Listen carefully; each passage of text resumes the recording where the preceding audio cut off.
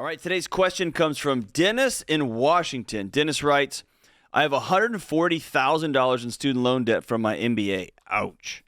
My only other debt is my mortgage, and because of the pause, I have kicked the can down the road on paying my student loans. When evaluating my budgets for when or if they resume, they will, I will be miserable. Yes. And it gives me anxiety. Yes. I make $110,000 at my current job, and I found other full-time jobs where I can make $100 to $130K. I was thinking, again, anytime somebody says I was thinking, I know. I was thinking. Wait for it. Is it ethical or normal to consider? I like how he conflated the two. Mm-hmm. Is it ethical or normal to consider doing both remote jobs at once? Combined, I could make $230,000, if not more. I figure if I do this, I can pay off my student loans in 17 to 24 months. In 5 years, I can be completely debt-free with a net worth of nearly $750,000. I'd like to hear your thoughts. Well, first of all, it is normal for people to think, Absolutely. how can I make more money? And we saw real cases of this. I've talked about it on the Ken Coleman Show, certainly during the pandemic, and we've talked about it here on the Ramsey Show as well, where there are still people doing this, and especially in technology, where they are fully serving both companies, and they are knocking down 2 full-time jobs, but the other companies don't know about it. So is it normal? Yes. Is it ethical? In my opinion, no. With the one caveat where I actually have seen this, John, and it's extremely rare. So when I point this out, I want to point out it's extremely rare where both companies did know about it and the 2 supervisors or managers were okay. But it's a very rare situation, and so it's unethical. I call it professional polygamy. Ooh, okay. Unless the companies are aware of it and are okay with it, which is extremely rare. You need to tell both people. You got to tell them both. Okay. And no one wants to do that. No. Because you risk a situation there. So it's not ethical. It's cheating. It's it's professional polygamy. It's sister wives. You pick the analogy. It's just not right. And the reason it's not right is most of the time when you're trying to pull this off, you aren't making people aware of it. Now, John, I can tell you, I've been doing this long enough. I'm going to anticipate some objections right now. And so let's go through them. One objection is, well, wait a second. What if one is during the day and I work one at night? Okay, great. Fantastic. I still think both companies need to know about it. I just do. And so if you're not telling them, which means you are withholding from them, I believe that is unethical. That's one objection. Well, wait a second. I can truly get both jobs done. I am truly serving both. Again, you're not telling them. You're withholding. It's unethical. It's not the right thing to do. And you can make a lot of financial sense out of it. I don't think you can make any moral sense out of it. So for me, yes, I understand it. It can be done, and it is being done. I don't think it's right. I think the bigger concern here for Dennis in Washington, my fear for this guy is this. He has created a world, he has created a mess for himself. And he created a mess for himself probably, since he's got a $140,000 MBA, he's probably a smart guy. And he came, it feels like the bro science. He did some great Beanie Baby math here. And it's like, oh, if I do this, I get my MBA. And then they're gonna just cancel out the loans. And then suddenly it's 3 years later from this big promise. And like we've been telling you, yeah.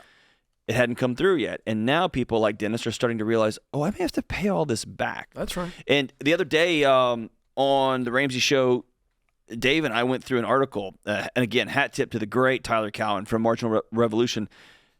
Again, I was stunned. So there's 2 different loan servicing paths forward, if you will. Mm-hmm. One of them is the student loans are made by the government. The other is made by banks and guaranteed by the government. Mm-hmm.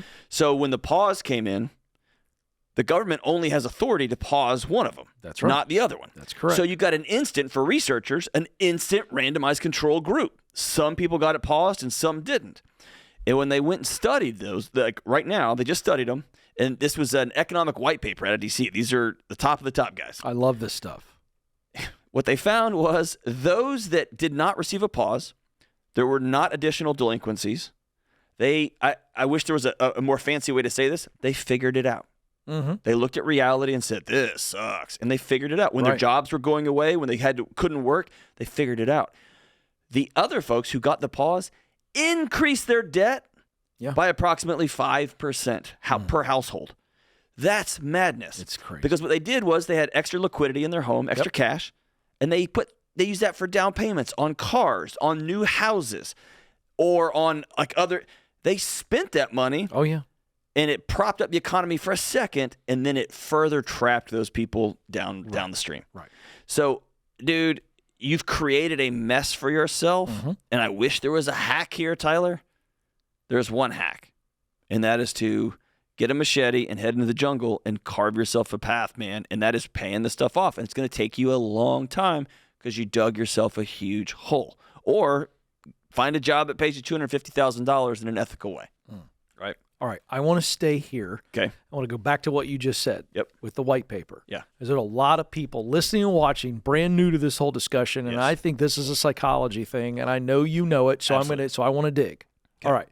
So the people that were believing, shall we say, hoping, wishing, I'm giving you 3 psychological states that Uncle Joe or Congress were going to wipe their debt clean. They ended up spending more money. What is going on psychologically there when someone knows they got debt hanging over them? They are hoping, wishing, believing, but they still go out and take on more debt or they spend more. What is happening in the human condition there? There is you take a breath, and the fear of I'm about to get eaten goes away. Okay. And you just instantly fall back to homeostasis. You go back to the way things were.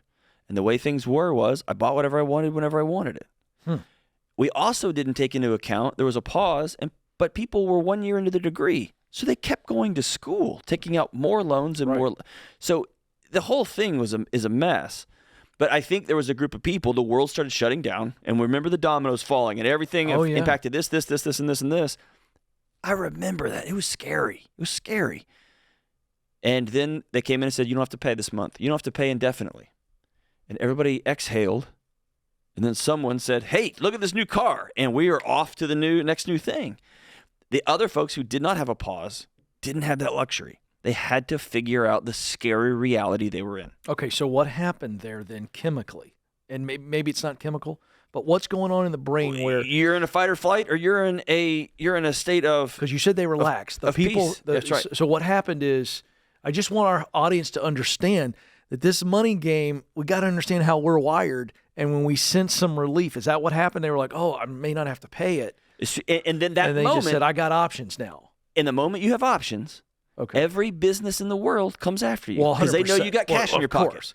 And I'm not better. I can't defeat the neuroscientists and the tech folks and the salespeople who have all banded together to pump me full of ads every day. I can't beat them.